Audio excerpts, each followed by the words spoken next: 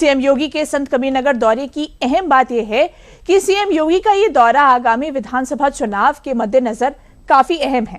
दरअसल 2027 के विधानसभा चुनाव में अब महज कुछ ही महीनों का वक्त बचा है।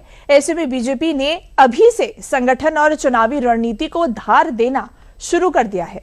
देखिए, एक तरफ मुख्यमंत्री योगी आदित्यनाथ लगातार प्रदेश के अलग अलग जिलों का दौरा कर विकास परियोजनाओं की सौगात दे रहे हैं, तो दूसरी तरफ पार्टी संगठन को चुनावी लिहाज से मजबूत करने में जुटी है। अगर बात सीएम योगी के दौरों की करें तो पिछले करीब 3 महीनों में सीएम योगी प्रदेश के 44 जिलों का दौरा कर चुके हैं। करीब 90 से 91 दिनों के इस दौरान मुख्यमंत्री ने अलग अलग जिलों में विकास परियोजनाओं के जरिए करीब 37,000 करोड़ रुपए की सौगात दी है। यानी सरकार की ओर से विकास के साथ साथ चुनावी साल से पहले जमीनी कनेक्ट मजबूत करने की कोशिश भी दिखाई दे रही है।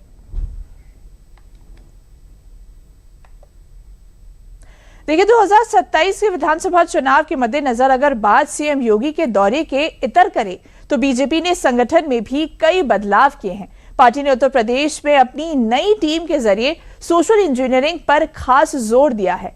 क्या कुछ बीजेपी ने चुनावी तैयारी की है, चलिए आपको बताते हैं। देखिए, 2027 विधानसभा चुनाव से पहले बीजेपी ने संगठन में बड़ा बदलाव किया है। क्या कुछ किया है, चलिए आपको बताते हैं। देखिए, नई टीम में ओबीसी दलित चेहरों को बड़ी हिस्सेदारी दी है। कहीं ना कहीं चुनावी समीकरण को नई तरह से साधने की कोशिश बीजेपी कर रही है। स्वर्ण वोट बैंक के संतुलन पर भी बीजेपी का जो फोकस है वो रहने वाला है। इसी के साथ 6 क्षेत्रीय अध्यक्ष बदले हैं, नए प्रभारियों की नियुक्ति भी की गई है। इसी के साथ बूथ स्तर पर संगठन को और मजबूत करने में जो बीजेपी है वो जुटी हुई है। देखिए, अभी भी कुछ वक्त बचा है विधानसभा चुनाव को लेकर, लेकिन उससे पहले बीजेपी लगातार जो संगठन को मजबूत करने का कार्य कर रही है। विकास, सोशल इंजीनियरिंग और बूथ पर बीजेपी का फोकस है। इसी के साथ सरकार से जनता तक, संगठन से बूथ तक चुनावी तैयारी पे जुटी हुई है। तो देखिए, 2027 के लिए बीजेपी पूरी तरह से तैयार है। कहीं ना कहीं चुनावी एजेंडे को लेकर पूरी तरह से कोशिश कर रही है कि किस तरह से 2027 में भी एक बार फिर से बीजेपी की सरकार यूपी में आए।